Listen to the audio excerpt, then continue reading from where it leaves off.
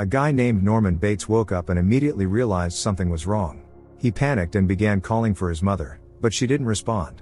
In the garage, Norman found his father lifeless and started searching for the mother again.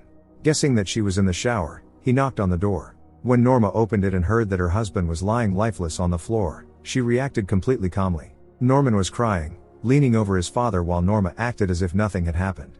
Now she was only concerned about her son, not her husband. Hugging Norman, the mother said how sorry she was. 6 months later, the mother and son moved to Oregon, to the quiet town of White Pine Bay, to start fresh. In their new place, Norma planned to open a motel and run her own business with the 17-year-old son.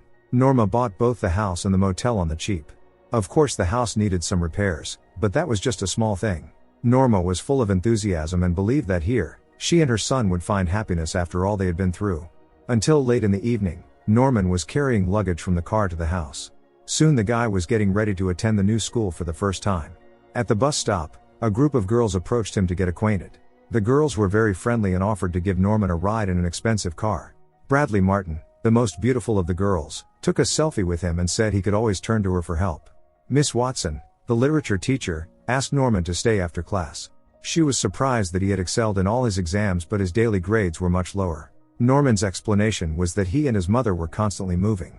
Miss Watson advised Norman to make new friends and perhaps join a club or activity. She also knew that Norman had recently lost his father and expressed her willingness to offer support at any time.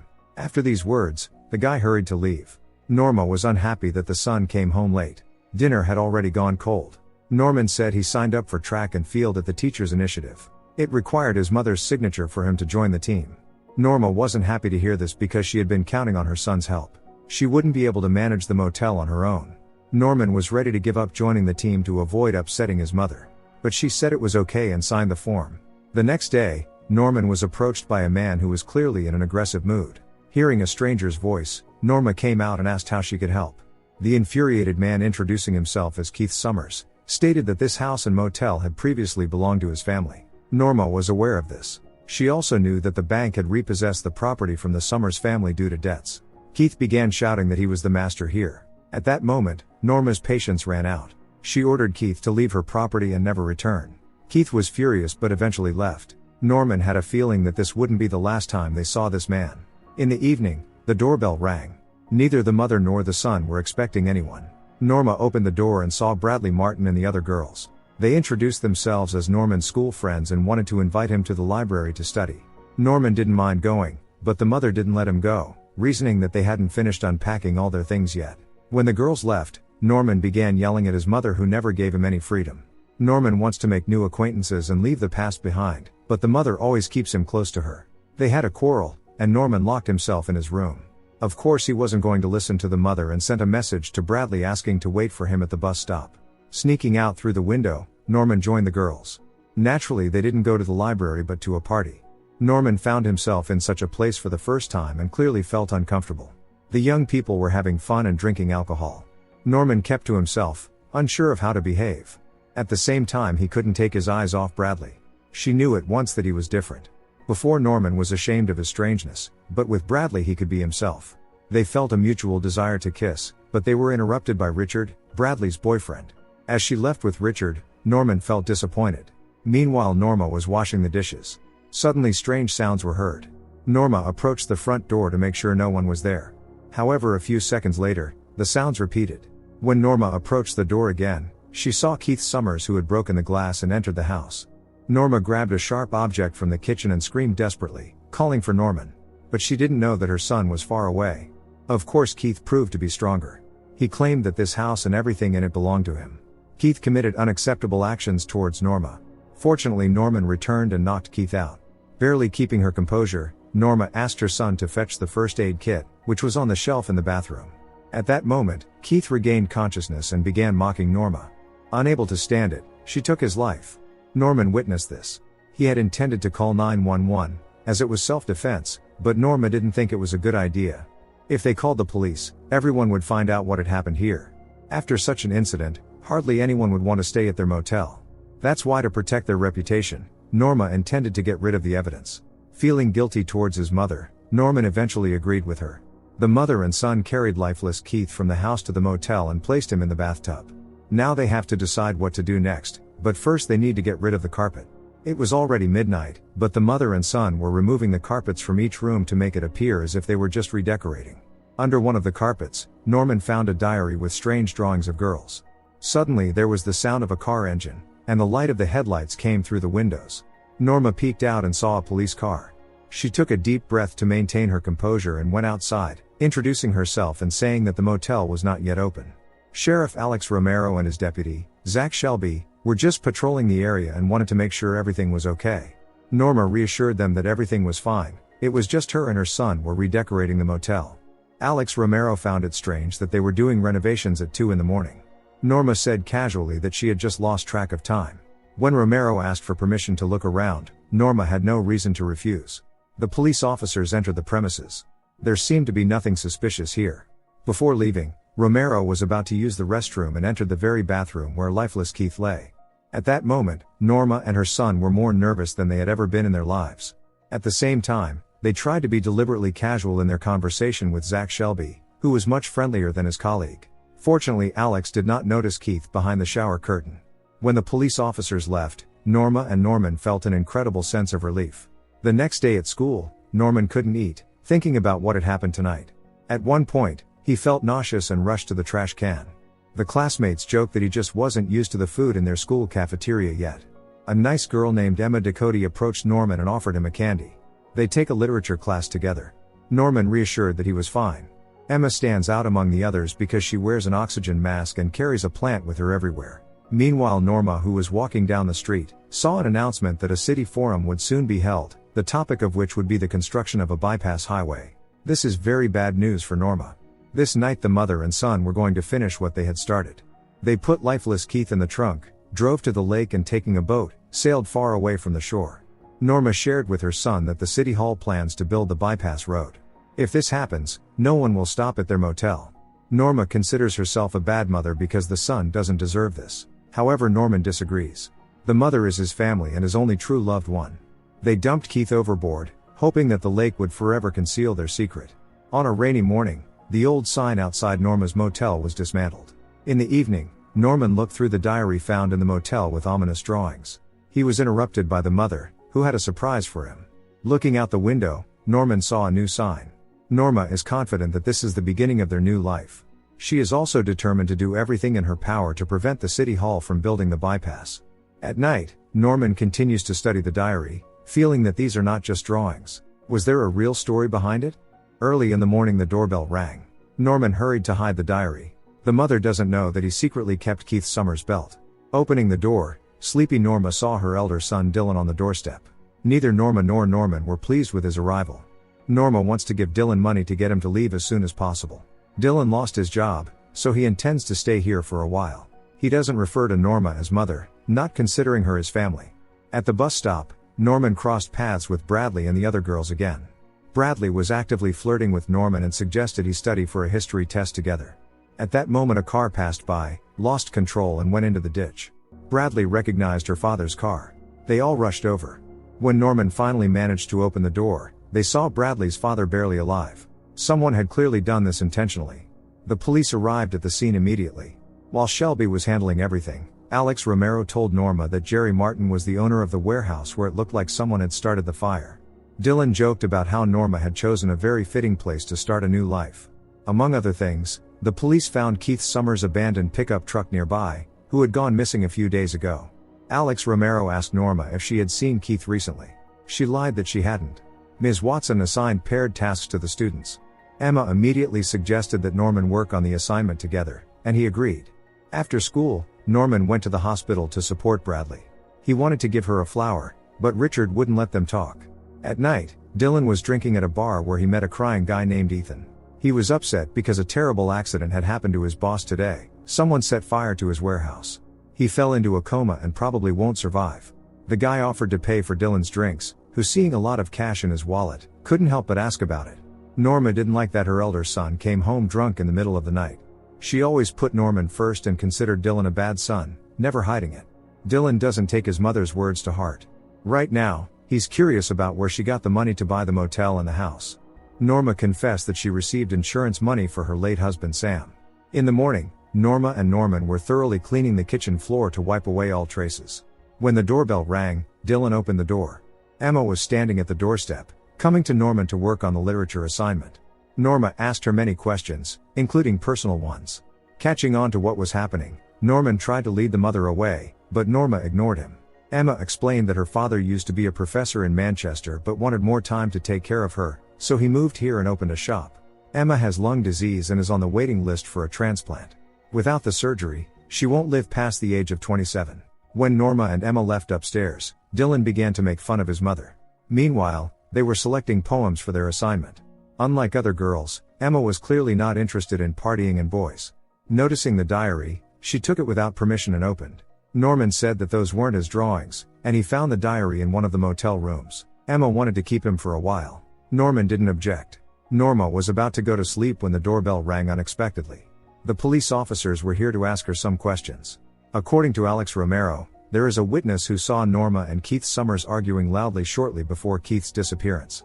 Norma didn't deny seeing Keith Summers, but it was a week before his pickup truck was found. Alex Romero understood that she was hiding something and intended to look around her house, but Norma didn't allow it. Without a warrant, the police don't have the right to do so. Before leaving, Romero made it clear to Norma that she should cooperate. Later, Norma found Zach Shelby in town and asked him what they suspected her of. Zach reassured her not to worry, saying it was just Romero's working style. When Zach invited her for a cup of coffee, Norma readily agreed. Norma talked about the loss of her husband and how she wanted to start a new life here with her son. However, Romero's suspicions are very much in the way.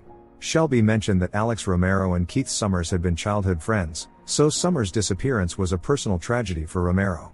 Tonight the annual city festival is supposed to take place, and Shelby told Norma he would be glad to see her there. In the evening, Norma asked the son for advice on what to wear. He strongly disliked her interaction with Shelby, but Norma cannot miss the opportunity to befriend the deputy sheriff. Dylan got involved in illegal business to make money. He immediately gained trust among local dealers. In the evening, seeing an offensive word saved as the mother's name in the brother's phone, Norman attacked Dylan, who shouted at the younger brother that their mother was a terrible person who ruined his life. However, Norman loves his mother more than anyone else in the world and is ready to stand up for her. When the brother turned away, Norman attempted to attack him again. This time Dylan had to hit him. At the city festival, everyone was having fun. Zach Shelby was in the spotlight. He seems to be popular among the locals. Later they walked together, drank coffee and chatted. Shelby mentioned that Keith Summers was a loser and had made many enemies, so anything could happen to him. Norma expressed the thought that this seemingly quiet town is not what it seems. Shelby hinted that very wealthy people who engage in illegal business live here. The police are aware of this but cannot do anything about it. Norma returned late and immediately went into her son's room. Seeing his bruise, she was horrified. Norman didn't hide the fact that he and Dylan had fought. Both mother and son believe it's best for Dylan to leave. He's not part of their family. Upon receiving a message from Emma asking him to come to her father's store, Norman did just that. Emma asked where he got the bruise. Norman lied that he had fallen down the stairs. It turned out Emma's father is a professional taxidermist. But that's not what this is about. Emma invited Norman because she's convinced the drawings in the diary depict the true story of 4 girls who illegally came to America from China to work as maids. However, they didn't become maids. Their fate was full of cruelty and horrors. Emma believes that finding their graves would be evidence of the authenticity of this story. Norman said it all seemed very eccentric. At that moment, Emma couldn't resist and kissed him. However, a second later, she acted as if nothing had happened. Seeing joint photos of the mother and brother in the house, Dylan feels sadness. He doesn't understand why his mother hates him so much. Awakened, Norma told her eldest son to leave in the morning. Suddenly, Dylan asked what had happened to Sam. Dylan suspects that Norma took her abusive husband's life for insurance money. Obviously, there was hidden blackmail. Norma had no choice but to let Dylan stay. The next day, Emma and Norman went to the forest to find the graves from the drawings. Emma found it difficult to walk long distances due to illness. She started coughing. Instead of graves, the young people found a field with the prohibited plant. When they were noticed, they rushed away. Men with guns chased them. Despite her cough, Emma couldn't afford to stop. Fortunately, they managed to break away from the pursuit and drove away. On the same day, a terrible incident occurred in the town. Someone left a body engulfed in flames on the main street. Norma witnessed it. Dylan now has a gun. For him, this is a chance to get out of poverty and become a tough guy. Norma was very surprised to learn that her eldest son had a job. Of course, he refused to go into details. Emma is scared that those people might find them. She also confessed to Norman that searching for the grave was just an excuse to spend time with him. Norman didn't want to discuss what happened and advised Emma to forget about it. Considering her obsessed, he took the diary. During class, Norman couldn't concentrate and stared at one point. Miss Watson called him, but he didn't respond. His imagination was drawing dirty things. At one point Norman fainted. He was taken to the hospital and underwent examinations. The doctor told Norma that it could be caused by various health problems, including heart and brain diseases. Of course Norma fears for her son. Dylan and his partner Ethan left their cars near the forest, disguising it.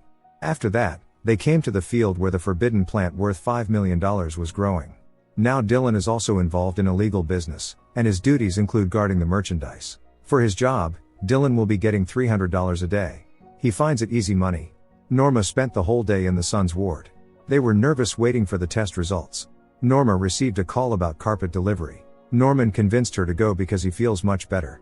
Bradley visited Norman, giving him a flower and apologizing that they hadn't talked last time. But Bradley was really grateful to him for his support. Bradley shared that her father is now in an induced coma.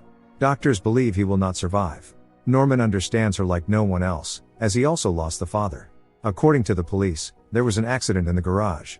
Alex Romero showed up at the Bates house with a search warrant. Norma hurried back to the clinic and learned that all of Norman's test results were normal. However, the doctor insists that the boy stays here until morning. Norma acted on her own and took her son, telling him about the search at home. Norman immediately became nervous but didn't say anything to his mother yet. At home, Norman first looked under his bed. There was of course no Keith Summers belt. Unable to hold back tears, Norman asked aloud what was wrong with him. After coming downstairs, Norman confessed to his mother that he had kept Keith Summers' belt. Norma doesn't understand why he did it. Norman has no explanations. Now all they can do is wait. Dylan asked Ethan why this business hasn't been shut down yet. Ethan explained that the whole town relies on it. Several families own the business. Jerry Martin, Bradley's father, crossed someone and paid for it. Ethan hinted to Dylan that they have already avenged Jerry. Dylan guessed that they were referring to the incident in town that happened the day before. Hearing unfamiliar sounds, the guys took their guns and went to check what was the matter. But it was just a pheasant. Emma came back to the Bates house again. That diary and the fate of those girls left her mind. Norman is not up for it right now, yet he let Emma enter. Since the diary was found in room 4, Emma assumed that everything happened here. Could Keith Summers, the former owner of the motel, be involved in this? Under the sink, the young people found inscriptions in Chinese, which proves that the diary story is real. Emma photographed the inscription. Norma and Shelby met outside the town, away from prying eyes. Norma subtly tried to inquire if the police found anything in her house. Shelby said he's on duty right now and can't discuss it, but they could meet tonight for dinner at his house. Of course Norma agreed. Before she left, Shelby promised her that everything would be fine. Learning that the mother is going on a date with Shelby, Norman was not pleased. But Norma has no way out. There is no doubt that Shelby knows about the belt. As agreed, Norma came to him at 8 in the evening. She carefully prepared for the date and looked stunning.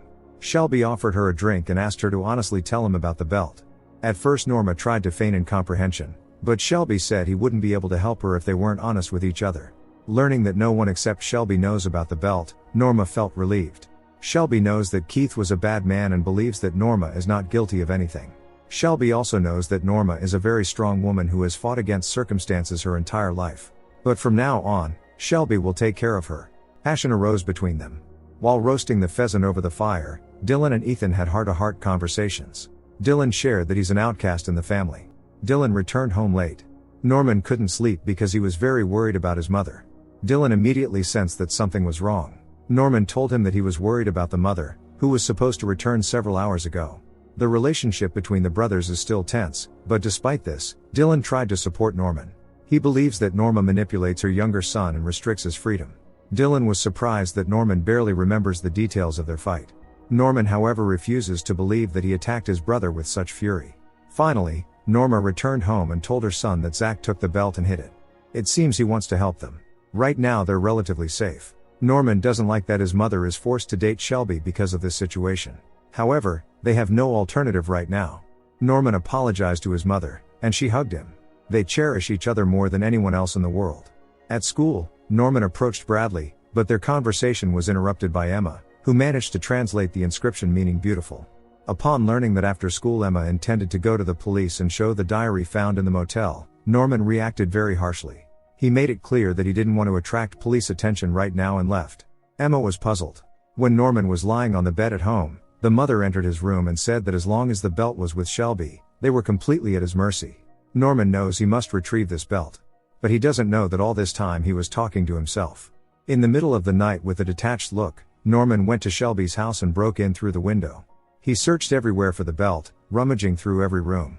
In the bedside table Norman found a bunch of keys. At that moment, Shelby's dog attacked him. Norman barely managed to escape from the room, locking the animal inside. Using the keys, Norman was able to enter the basement, where he saw another door behind which there was an improvised cell.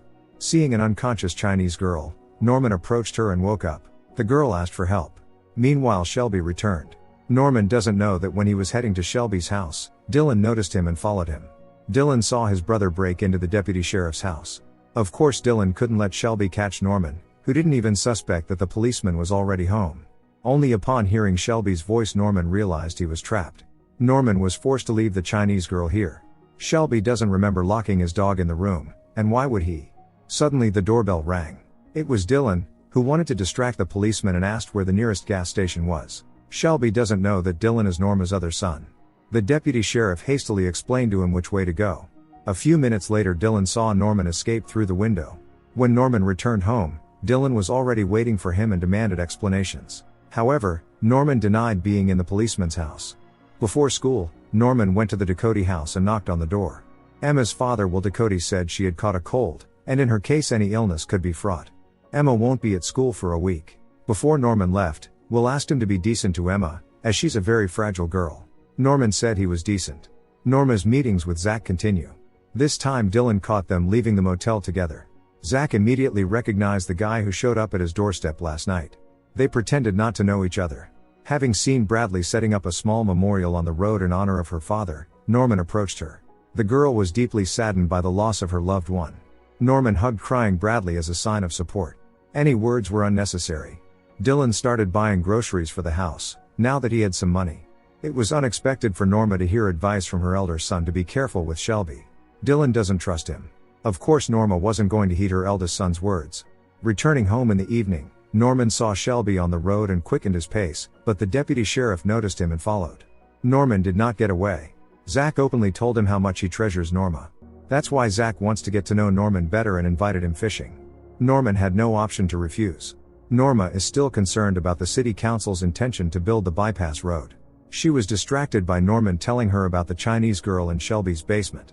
According to Norman, Shelby was involved with Keith Summers in illegal activities. When the mother asked the son why he broke into Shelby's house, Norman reminded her that she asked him too. Norma said she never asked for anything like that. Norman doesn't understand what's going on. The mother explained to him as gently as possible that sometimes he sees and hears things that aren't there. Nevertheless, once again spending the night at Shelby's house, Norma waited for him to fall asleep and check the basement. She was startled by Zach, who approached her from behind. Norma said she just wanted to see his house. Norman doesn't hide his dislike for his mother's frequent meetings with Shelby. He doesn't trust Zach and is certain that there's a sinister secret in his basement. Norma said she was in Zach's basement that night and didn't see anyone. Now Norma wants her son against his wishes, to go fishing with Zach and befriend him. Norman had to do it. Shelby asked if his father was really as cruel as Norma said. The guy was very reluctant to answer the questions. Then Zach reminded that he risks his career and freedom every day defending Norma. All Zach wants in return is trust. Norman said he trusts him. An urgent call to Shelby made them to cut their fishing trip short early. It turned out that fisherman pulled from the bottom of the lake Keith's watch in his hand. Upon receiving a message from Bradley inviting him to meet and have ice cream, Norman agreed without hesitation. Bradley highly values his support, feeling that he understands her like no one else. When Bradley mentioned that today fishermen found a hand in the lake, Norman immediately understood that it was Keith Summers. At home, he told his mother about it, but she didn't have time to do anything because police officers appeared at their doorstep. Shelby didn't want this, but he had no choice. By order of Alex Romero, Zach brought Norma to the police station. Romero calmly asked Norma to tell the truth about what really happened. Norma continued to deny everything, so Alex said they found carpet fibers in Keith's watch. Norma didn't fall for the provocation, although Alex knew exactly that she did it. Over 20 years of practice, he had learned to understand people. Now Alex just needs to find evidence, those carpets from the motel. Norma lied that she doesn't remember where she dumped it. The mother and son were going to find evidence before the police did. But it was like looking for a needle in a haystack. Since the landfill had restricted access, they couldn't just walk in. Norma went into hysterics. The son shouted that it was her fault for not calling the police, although it was self-defense. At that moment, Norma confessed that she didn't defend herself but intentionally took Keith's life. She couldn't bear what he had done to her. The mother and son had to return home with nothing. Norma cried, as did Norman. Right now Dylan is the only one who can listen to him and give advice. Upon learning about what happened, Dylan was shocked. Norman didn't hide any details, telling everything as it was. He's very scared now. Dylan promised to help. When Bradley messaged Norman, Dylan advised him to go to her right away. If Bradley didn't want it, she wouldn't have messaged him in the middle of the night. Despite his lack of confidence, Norman followed the brother's advice and went straight to Bradley's house. She immediately suggested going to her room. This was new for Norman. Bradley took his hand, saying she was tired of being sad. Passion sparked between them. Meanwhile, Norma woke up. Not finding her son in his room, she became worried. But Dylan reassured her, saying that Norman was out with a girl. Dylan also made it clear that he knows the truth. Norma screamed that she hates him and attacked him. There was a knock on the door. Norma thought it was Norman, but it was Alex Romero who came to arrest her. Shelby couldn't help her beloved in any way.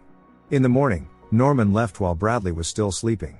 For the first time since moving here, he felt genuinely happy. But this joy was overshadowed by the news of his mother's arrest. The brothers visited her at the first opportunity. Norma barely holds herself together. The bail is $100,000, but she doesn't have that kind of money.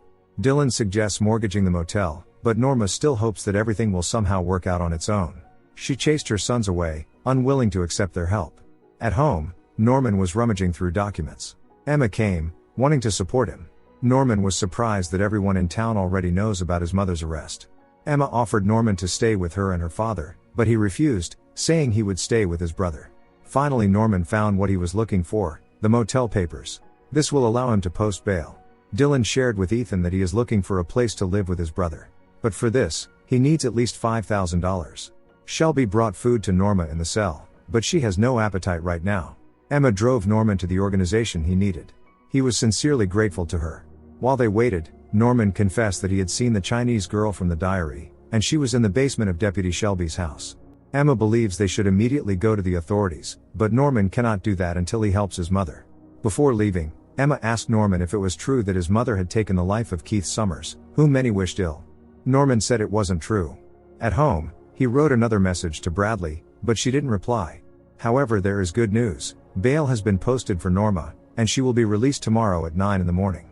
Norman met his mother with a bouquet of flowers. Norma was clearly not in the mood for sentimentality and remained cold. The mother and son consulted with a lawyer. Rebecca Craig tried to come up with a defense strategy for the client, but Norma said she didn't need it because she was innocent. Later, Norman told his mother that she was being reckless and it wouldn't help her.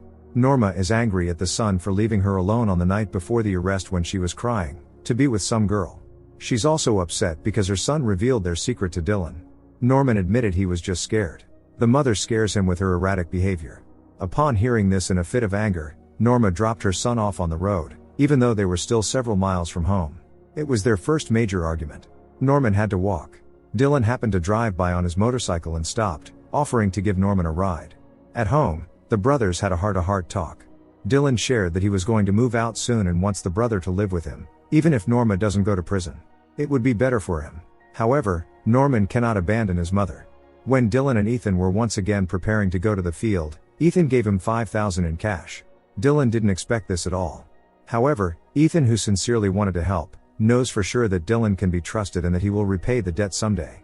A minute later, a certain guy with whom Ethan had conflicts approached their car and shot. Dylan tried to help his friend and urgently drove him to the hospital. Wounded Ethan was taken to the operating room. Seeing a policeman, Dylan hurried to leave. At night, Norma met with Shelby and asked him what he wanted. Shelby said he was very sorry, but he was just doing his job. They shouldn't see each other for a while. Upon hearing this, Norma got out of the car and was about to leave, but Shelby stopped her and confessed his love to her. For him, the arrest of his beloved was a real hell. Now everything Shelby does is for Norma's sake. He promised to come up with something. Arriving at the police station, Shelby asked the secretary to bring clean forms. Taking advantage of this, he deactivated the surveillance camera, sneaked into the evidence room and stole fibers from the carpet, then turned the surveillance camera back on. Upon returning, the secretary didn't suspect anything. Meanwhile, Dylan was trying to come to his senses after what had happened. Seeing on the street the guy who was shooting, Dylan without much thought went straight for him. The guy tried to run away but couldn't get far. That's how Dylan avenged Ethan. Emma couldn't get the last conversation with Norman out of her head, so she searched for information on the internet. Norma's hopes for a fresh start in life with her son were dashed, but a phone call from Rebecca Craig changed everything. It turned out that the police had lost the main evidence, fibers from the carpet. And without that, there would be no trial. Norman tried calling Bradley again but it went to voicemail. Clearly she was avoiding him. Norma shared some good news with her son. They hugged. Norma is convinced it's not a coincidence but Zach's doing. Of course Norman was, to put it mildly, not thrilled about it. He met with Emma, who claimed to know where the Chinese girl might be. But now Norman is only concerned about Bradley's silence. Emma noticed that Norman wasn't listening to her at all and was constantly looking at his phone. Norman admitted that he was now dating Bradley. It hurt Emma to hear that, but at the same time she's sure Norman misunderstood Bradley, and that night didn't mean anything. However, Norman believes it's serious between them. Emma took it stoically and finished the thought, perhaps that Chinese girl is hidden in Keith Summers' boat. It would be the perfect place for Shelby to hide someone. That same evening, the teenagers sneaked onto late Keith Summers' boat. Emma broke the lock. Inside they indeed found the Chinese girl, the same one Norman had seen earlier at Shelby's house. Emma was right. The teenagers decided to temporarily move the girl, who kept losing consciousness, to the motel. Seeing Emma's car parked near the motel, Norma went to check what was happening. Entering the room, she demanded explanations from her son. Norman said this was the same girl from Shelby's house. Norma didn't want to believe it. Speaking broken English, the girl confirmed that someone had been holding her. It was hard for Norma to comprehend. She didn't want to believe Zach capable of such things and showed her his picture from the newspaper. The girl in tears said it was him. Norma's world collapsed once again. Could Zach not be as good as he pretends to be? Norman tried to talk to his mother, but she didn't respond to anything. While Norman and Emma pondered what to do, Norma ran to her car. The son ran after her, trying to stop her. Norma was determined to go to Zach and talk to him right away. Norman had to jump into the car and grab the wheel to prevent his mother from leaving. Just to be safe, he threw away the keys. Norma finally calmed down a bit. She couldn't understand why there were so many bad people in her life. The son promised they would find a way to hold Zach accountable, but they couldn't act recklessly. Dylan called his boss Gil, and in a personal meeting told him what happened to Ethan. By the way, Ethan didn't survive. Gil turned gloomy. Now all he wants is revenge. That's when Dylan had to confess that he already took revenge. Gil highly valued Dylan's loyalty and explained how to properly dispose of Ethan's pickup truck to avoid any evidence. Dylan did exactly as instructed. Now Dylan has a new partner, Ramo, who has been working for Gil for 23 years. Dylan is much younger, only 21, but he will be the one in charge. Norma is taking care of Zhao, the Chinese girl who is still unconscious. Emma believes they should go to the police. Norma suggested doing it later when the girl regains her strength. As mother and son walked Emma to her car, Norma suggested calling her mother. Emma said she hasn't seen the mother for about 8 years. She didn't want to take care of the sick daughter and left. The father is the only person close to Emma. Emma left, and Norma told her son that they won't go to the police until they find the belt. In the evening Norma applied makeup, preparing to meet Shelby. When he falls asleep, she intends to find the belt. Norma also regrets not believing her son from the beginning. Their conversation was interrupted by Dylan, who told the mother to stay here and wait for them. The brothers went to the boat. On the way, Dylan mentioned that he already paid for the house, so they'll be able to move there soon and live away from Norma. However, Norman isn't sure if he's ready to leave his mother. Together the brothers searched the boat for the belt. At one point, Dylan asked the brother how his father perished. Norman replied that it was an accident. Dylan bluntly said that Norma had done it. She was unhappy in the marriage and decided to get rid of her husband for insurance money. Norman refuses to acknowledge it, finding all sorts of justifications for both his mother and his cruel father. Dylan just wants the brother to stop being blind. Finally they found what they were looking for. Meanwhile, Shelby arrived at Norma's, saying he couldn't wait any longer. Norma had to pretend she was glad to see him. They went to the motel to indulge in passion. The brothers threw the belt into the lake, where no one will ever find it. Now Norma is safe. Norman thanked Dylan, who planned to move today. Suddenly Shelby heard water running and suspected that someone else was in the motel. Zach went to check. Norma followed him, fearing he would see the Chinese girl. When Zach knocked on the room and demanded to open the door, Norma lied about letting one of the painters sleep here. Zach realized she was lying. At that moment Zhao opened the door and, seeing Shelby, rushed out. Norma tried to stop Zach, but he pushed her and ran after the Chinese girl. Norman and Dylan arrived. The eldest son stated to the mother that from now on, his brother would live with him. In a state of shock, Norma said Shelby was here. But now she is more concerned about the younger son's intention to leave her. She doesn't understand why he's doing this to her. Norman directly asked the mother if she took his father's life. Norma denied it. Their conversation was interrupted by Zach, who held a gun. Knowing who Dylan works for, Zach ordered him to put his gun on the ground. In the house they had an honest conversation. Norma tried to convince Zach that they wouldn't tell anyone anything, but he couldn't trust them. If Norman hadn't poked his nose where it didn't belong, this wouldn't have happened. Zach wanted to silence him forever but couldn't. Norma continued to beg him to let them go, promising they would keep quiet. Unable to stand it, Norman attacked Zach, who dropped his gun. Quickly realizing, Dylan grabbed the gun. A shootout began between him and Shelby, while Norma tried to bring Norman back to consciousness. Zach and Dylan wounded each other. Zach's wound turned out to be much more serious. He couldn't stand up. However, Dylan ran out of bullets. Managing to stand up, Zach searched the house for Dylan, while Norma dragged unconscious Norman outside and called the police. Norman woke up. While Dylan was reloading his gun, Norma took the youngest son to the car. He doesn't remember what happened. At that moment, Norma realized she had forgotten the car keys in the room. Several shots were heard in the house. Norma and Norman waited with bated breath to see who would come out of the house, Dylan or Zach. Their worst fears were confirmed. Wounded Zach appeared, preparing to shoot but not in time, having lost consciousness. Dylan ran up. Seeing the eldest son, Norma rushed into his arms. She was genuinely grateful to him. Norman was still in a detached state. Now they have to figure out what to tell the police. Dylan wants Norma to stop pretending and tell the whole truth. Obviously there are many things that mother hides from Dylan. Norma revealed what happened on the day of Sam's demise, Norman's father. The spouses quarreled once again over money. Of course Norman heard this. Such things happen not for the first time. When Sam lost his temper, Norman took a heavy object, approached him from behind and took his life. At that time, Norman was not himself and did not react to anything. To protect her son, Norma had to drag Sam into the garage and make it look like an accident. When Norman woke up, he remembered nothing of what had happened.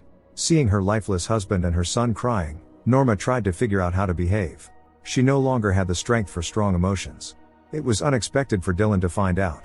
Norma doesn't have an answer to what's happening with Norman. She's the only one who can defend him. And Dylan has two options, either not to interfere with her or to help. At the scene, Alex Romero arrived personally. Dylan handed over his gun without resistance.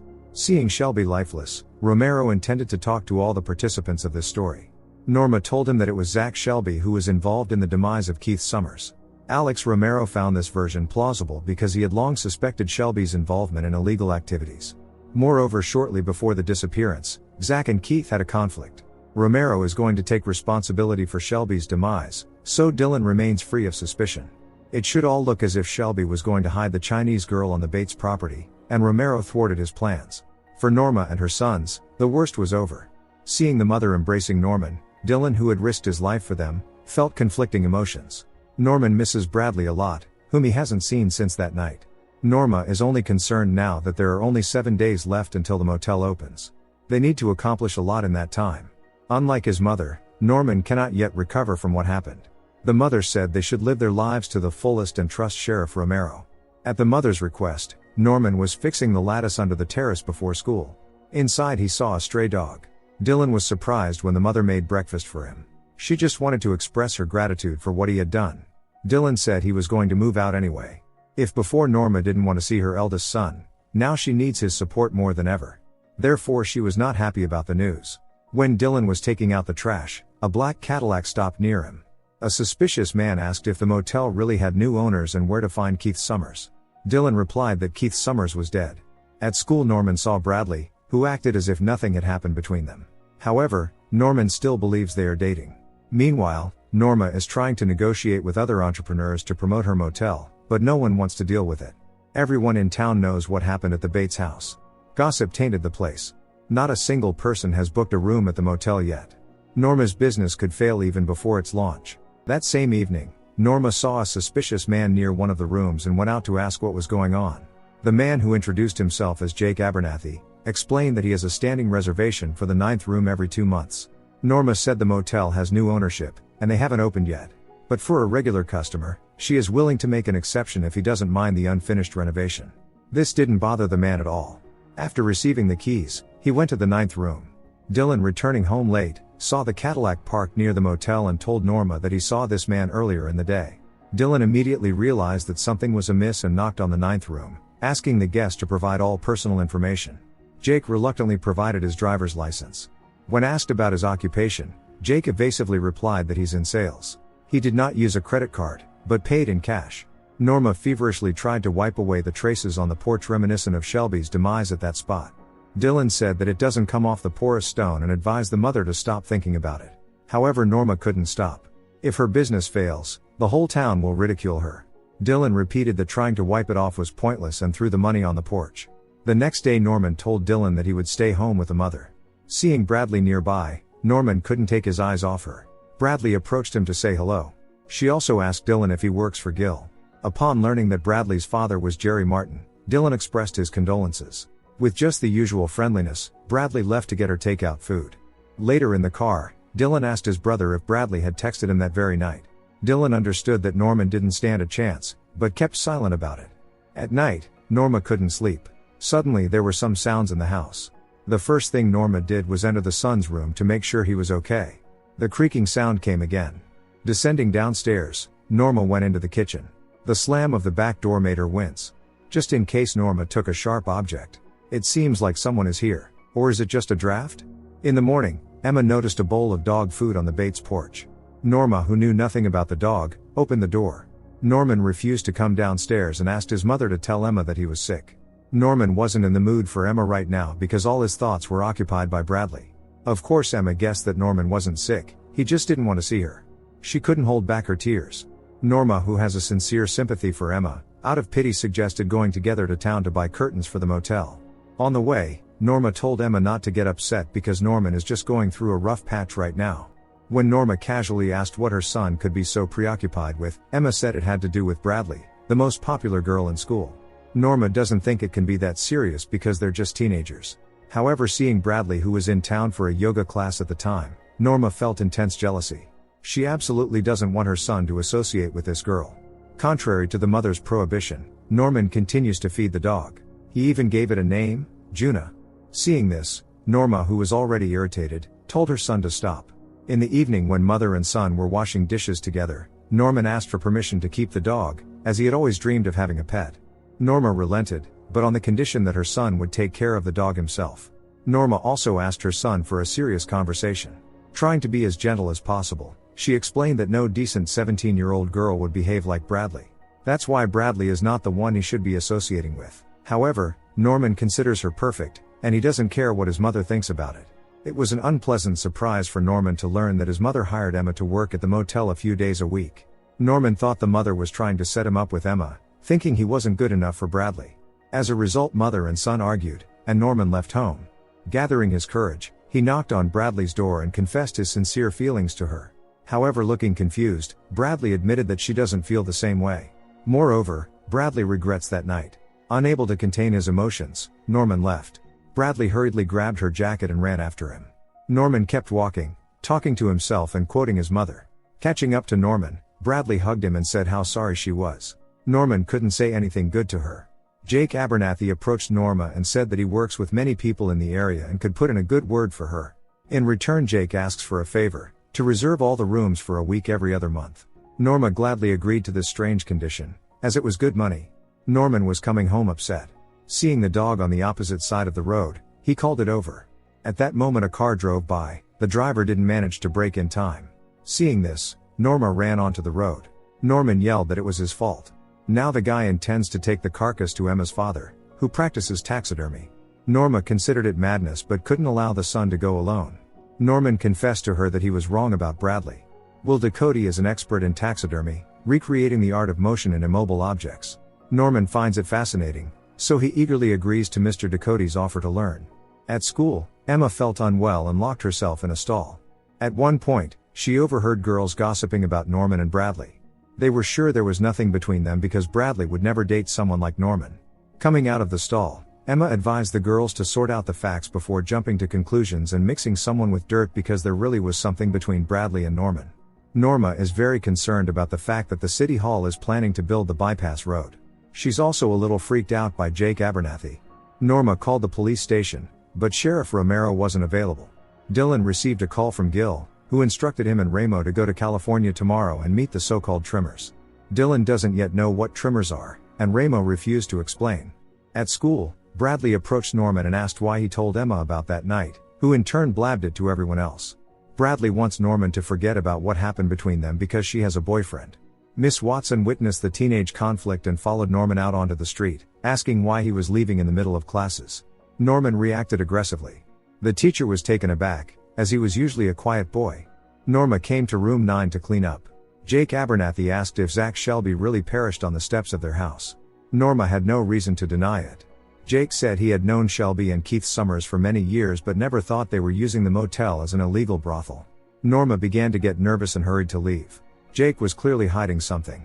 Later, Norma went to the police station and met with Alex Romero, expressing her concern about the bypass road. Norma knows there is one vacant seat on the city planning committee, and she wants Romero to recommend her candidacy. Perhaps Norma can influence their decision. Romero indicated that what happened doesn't make them friends and that they don't owe anything to each other. He has enough power to destroy Norma if he wants to. While leaving, Norma received a call from the school principal, who invited her to discuss Norman's behavior. Dylan and Ramo were getting ready to leave. Dylan had already found information online about what trimmers are. They are people who harvest crops. Norman went to Mr. Ducote's store and asked Emma why she told everyone at school and his mother about him and Bradley. Emma said she just couldn't hold it in. Norman asked her not to tell anyone his secrets from now on. The school principal and Miss Watson are concerned about Norman's unstable behavior, so they insist on a psychologist. As a punishment, Norman was suspended from classes for 3 days. Norma promised to find a private specialist for her son and hurried to leave. At night, Dylan and Ramo were drinking at a roadside bar. Ramo, who has been working for the boss for 23 years, doesn't hide his dissatisfaction. Ramo feels it's unfair that he now has to run errands for a young guy. Dylan called him a pathetic loser, for which he received a punch. A fight broke out between them, during which they smashed several tables and chairs in the bar. However, the guys managed to stop in time. Later, Ramo told Dylan that he lacks leadership qualities, so nobody respects him. He also mentioned that Gil is not the main boss. When the time comes, Dylan will find out everything. Norman apologized to his mother for what happened at school. He promised to keep himself under control. Learning that Emma's father is teaching Norman taxidermy, Norma was to say the least surprised. Driving her son to Mr. Ducote's store, Norma asked him for a private conversation and directly stated that she disapproves of this activity. However, Mr. Ducote sees nothing wrong with it because when Norman is engaged in taxidermy, he is very calm. This morning Dylan and Ramo met with the trimmers. Will told Norman about his unhappy marriage. Despite everything, Will is happy because he has a daughter. Late in the evening, Norma saw Jake leaving somewhere. She followed him, which led her to the pier. Jake walked into one of the boats. Does he also have something to do with what Shelby and Keith Summers were involved in? At some point, Jake realized that someone was spying on him. Norma tried to leave unnoticed, but Jake blocked her path with his car and asked where they hid what he's looking for. Jake also hinted that he knows about her affair with Shelby and everything else. Keith Summers was just a pawn, and Jake is at the top. Norma fled, and Jake shouted after her to come to his room when she refreshes her memory. The next day, Norma took her son to the psychologist. Dr. Fumhiro Kurata asked the guy about the loss of his father. Norman replied that he was very sad. One of the trimmers started to act swaggering, so Dylan ordered Ramo to stop and taking out his gun, forced the guy with the guitar out of the car. Dylan showed who was in charge here and that there was no democracy here. Ramo was impressed. In the end they left the guy right on the roadside and drove on. The therapy session came to an end. Norma hoped they wouldn't see this doctor again, but the therapist asking Norma for a private conversation said it would be better if Norman came alone next time. It's obvious that Norma has a strong influence on her son. She could use therapy herself. Hearing this, Norma yelled at the doctor and took her son away. Then she went to room number 9, returned Jake his money and told him to get out. From now on, Norma wants nothing to do with this man. Jake said she would regret her decision very much. Norma watched from the window as he left the motel. Norman was proud of his work. It was the first stuffed animal he had made. It was in memory of Juna. Emma told Norman that she only told the girls about him and Bradley because they were speaking badly about him. She didn't have any other motives. Emma really likes Norman, but she has accepted that they won't be together. He is precious to her as a friend. The teenagers hugged as a sign of reconciliation. Will saw it. Dylan arrived and asked why room 9 was vacant. Norma replied that he was right about Jake, so she kicked him out. When Dylan said that 7 people need to check into a motel, Norma was very happy. She suggested that her eldest son have dinner in town together tonight. Dylan agreed. It seems their relationship is improving. Norma went into the room to change and saw Shelby on her bed. Screaming, Norma ran away. The police arrived and took the body away. The so-called trimmers were watching this. Norma told Sheriff Romero how it all happened. It was truly horrifying. Norma is sure that Jake Abernathy is behind this. The brothers threw away Norma's mattress. She also threw away the pillow. Sensing a strange smell, Norma approached the trimmers and told them not to smoke anything illegal here anymore. They didn't understand her complaints because the whole local business is built on it. Norma made it clear that her rules apply to her property. Dylan explained to his mother that these people are workers processing crops. Norma in turn said she hates this place and that moving here was the worst decision of her life. That's why Norma intends to sell the motel and the house. Norman has nightmares about harming Bradley. It's hard for him to accept that she doesn't want to be with him. Emma came to the motel before school to sort something out. Norma said it wasn't necessary. The delivery person brought Norma a bouquet of flowers with a "see you soon" note attached. Norma immediately called the sheriff's office, but Romero was not available. Norma is convinced that the bouquet is from Jake Abernathy. In town, Dylan was approached by Bradley and asked if he could walk her to the father's office, which was in Gil's building. Bradley just wants to get his belongings. Dylan couldn't resist her charm.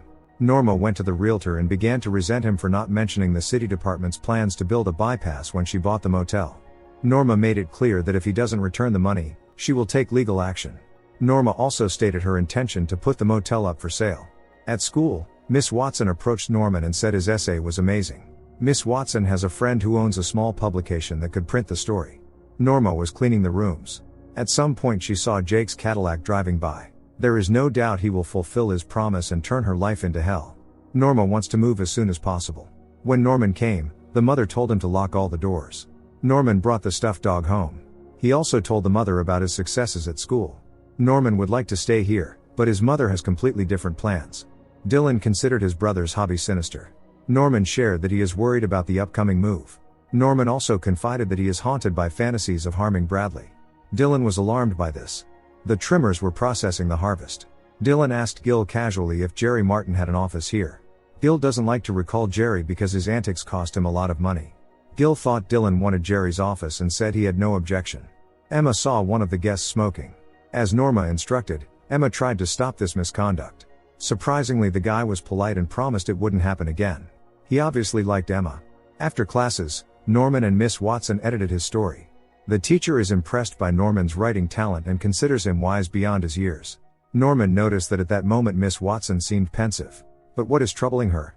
In the evening, despite Norma's ban, the guests were smoking what they shouldn't. Sheriff Romero arrived and asked where they all work. They replied that they work at Gil's warehouse. Romero is here because he received a message from Norma about the bouquet. The sheriff promised to talk to the florist, but it's unlikely to yield anything because officially there is no Jake Abernathy. All his documents turned out to be fake.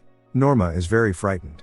Romero plainly stated that he currently has no grounds to detain the man because there is no real evidence against him. So far the police are powerless to do anything, which makes Norma very angry. Norman couldn't bear to see Bradley at school and realized that they would never be together. Emma saw on the reception desk a pastry from that guy, Gunnar, and a note of apology. In the evening, Dylan met Bradley at a cafe and said it would be better if he simply handed her Jake's things. Gil would be unhappy if he found out about an intruder at the facility. Barely holding back tears, Bradley said it was important for her to see the place where her father often visited one last time. Her mother was so scared that she threw away all his things, and there were no reminders of him left in the house. Bradley misses her father very much. This made Dylan agree. Gunnar continues to flirt with Emma, which is new for her. Emma decided to eat the cupcake he gave her. Norma told her son that she found a wonderful cottage in Hawaii at an affordable price. However, Norman doesn't want to move and stated that he will stay here anyway. Norman is tired of the mother's constant attempts to start over. It's pointless because ultimately nothing changes. Emma started acting weird. It's because of the secret ingredient in the cupcake. Norma told her son to make toast and pour orange juice. Dylan led Bradley into the facility. Thinking someone wanted to steal the merchandise, Ramo started shooting. Dylan shouted that it was him. Seeing Jerry Martin's daughter, Ramo called Dylan an idiot. Gil really disliked Jerry Martin, and if he finds out that his daughter was here, it will end badly. Dylan promised they would leave in 10 minutes. Seeing the father's belongings, Bradley couldn't hold back her emotions. Among other things, there were love letters from a certain woman addressed to Jerry Martin. Realizing that her father was unfaithful to her mother, Bradley was on the verge of hysteria and ran out. Dylan hugged her in support. Norma was still afraid to sleep in her room, so she stayed at Norman's.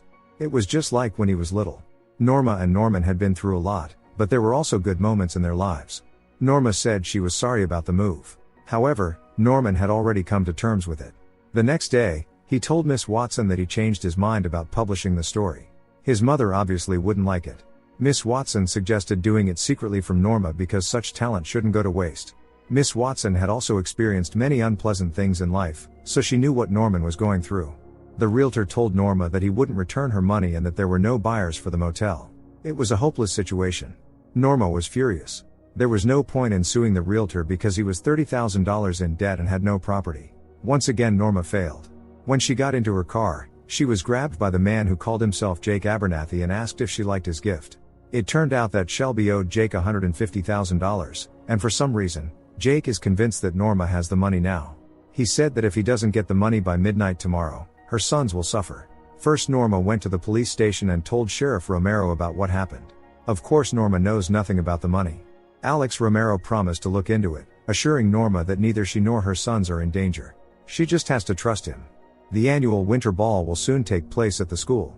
Emma is sad because no one has ever invited her to a ball. Norman said he would like to go with her. Emma knows he offered out of pity, but she was still very grateful to him. Norma told Dylan that she needs a gun. Of course Dylan turned her down and asked her why she needed it. Norma had to tell the eldest son the truth. She doesn't trust Sheriff Romero and wants to somehow protect herself. However, Dylan didn't change his mind, believing that Norma and a gun are a dangerous combination. No one knows that the $150,000 are actually stored with Sheriff Romero. Norma's nerves are slowly giving in.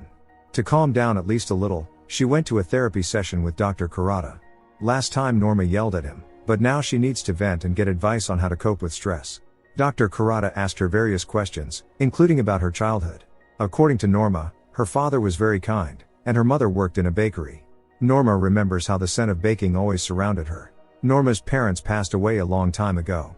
She doesn't have any brothers or sisters. At one point, Norma felt unwell and ended the session. Norman overheard Miss Watson arguing on the phone with her boyfriend Eric, who was stalking her. Seeing Norman, the teacher felt embarrassed. He lied that he hadn't heard anything. Norman also said that he didn't want to publish his story after all, and it's not because of his mother. Miss Watson knows that Norman heard everything and asked him not to tell anyone about it. Now they have a shared secret. Alex visited Maggie, Keith's sister who leads an immoral lifestyle. She was doing the bookkeeping at her brother's motel. Seeing her bruises, Alex guessed that Jake, another alias being Joff, already did it. He thought she had the money, but Maggie doesn't have it. All she knows is that Joff is in the same business in 4 different ports. Alex advised her to keep quiet and not to be afraid anymore. Emma told Norma that she's going to the winter ball with Norman tonight. For the occasion, Emma bought a beautiful dress. Dylan eventually changed his mind and gave his mother the gun. He asks for just one thing, not to make him regret it. Dylan taught his mother how to shoot. Norma asked the eldest son about his job. Dylan told her the truth. Of course Norma didn't like it, but 22-year-old Dylan doesn't want anyone to judge him, especially his mother. For the first time in many years, Dylan called Norma mom. He also advised her to trust Romero because apparently, he's the man in charge in town. It's definitely better not to mess with that guy. Maggie Summers came to Norma and said that if the person they know as Jake Abernathy doesn't get what he wants, he won't stop at anything. He's a very dangerous man. Norman didn't expect to see Bradley on their doorstep at all. She said she came for Dylan. He handed her the father's things. Norman said he was going to do homework, but in reality, he was eavesdropping on his brother and Bradley, feeling anger and jealousy. It's clear that the girl likes Dylan. Norma can't eat or drink, constantly thinking about the danger that threatens them. Meanwhile, Norman, who was getting ready for the ball, was very irritated and took out his anger on family members. Dylan realized it had to do with Bradley and told his brother that there's nothing between him and Bradley. Norman replied that he didn't care. Emma should be arriving any minute now. Norma has decided to tell her son something she's never told anyone before. Norma wants someone to know the truth about her. Earlier, Norma lied to the therapist about not having a brother or sister. In reality, she does have a brother who made her do wrong things. Norma couldn't tell anyone about it because her mother was indifferent, and her father was aggressive. Listening to this, Norman couldn't contain his emotions, much like Norma. Obviously, she didn't get those scars from hot chocolate. Norman hugged the crying mother, saying how sorry he was. It was a long time ago, but Norma couldn't keep it inside anymore. The doorbell rang. Emma looked great in her dress, but Norman didn't care about that now. Before leaving, he hugged his mother once more. Norma is confident that her son will be safer at school now than at home. Suddenly Norma received a call from Joff already, who wanted to make sure she hadn't forgotten about their midnight meeting. At the ball, Emma and Norman felt uncomfortable because it was their first time at such an event. Norman couldn't take his eyes off Bradley, who was here with her boyfriend. Taking the gun and stuffing the bag with clothes as if it was money, Norma was preparing to meet Joff already. Emma and Norman were dancing slowly. Norman can't stop looking at Bradley and Richard noticed it, as did Emma. She was very upset and left the ball, asking Norman not to follow her. Richard took Norman outside and said never to go near Bradley again. Richard knows about what happened between Bradley and Norman and believes Norman took advantage of the situation. When Norman said that Bradley invited him over that night herself, he got punched. Norman was walking home in the rain. Miss Watson stopped by in her car and offered him a ride. Seeing a bruise on Norman, she took him not to his home but to hers to treat the wound. Meanwhile, Norma arrived at the pier where she was supposed to meet Joff already. Hearing an approaching car, Norma hid and saw Alex Romero with a bag. Could he be involved in all this too? Soon Joff already arrived. Norma watched as Alex handed money to Joff. Alex also made it clear to Joff that this was his town and if anyone wants to do business here, they should do it through him. Alex wants 50%. That's more than Joff was paying Shelby and Keith, but they were idiots. Joff agreed to the terms, but when he leaned down to pick up the bag, Alex pulled out his gun and shot. Lifeless Joff fell into the water. Alex also tossed the money. He knew Norma had been watching him all this time and told her to go home and trust him from now on. Miss Watson treated Norman's wound and asked him not to tell anyone he had been here. She's clearly taking an interest in him. When Miss Watson went to her room, she didn't close the door, giving Norman the opportunity to watch her. At that moment, Norman heard the mother's voice in his head, saying no normal woman would act like this.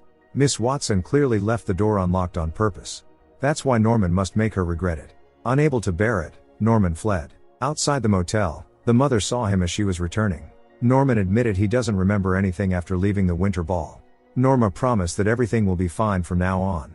All the bad things are over. However, neither mother nor son knows that Miss Watson was lying lifeless on the floor of her house at that moment. Don't forget to subscribe to our channel not to miss more exciting new products. Also, the authors will be pleased if you leave your opinion in the comments.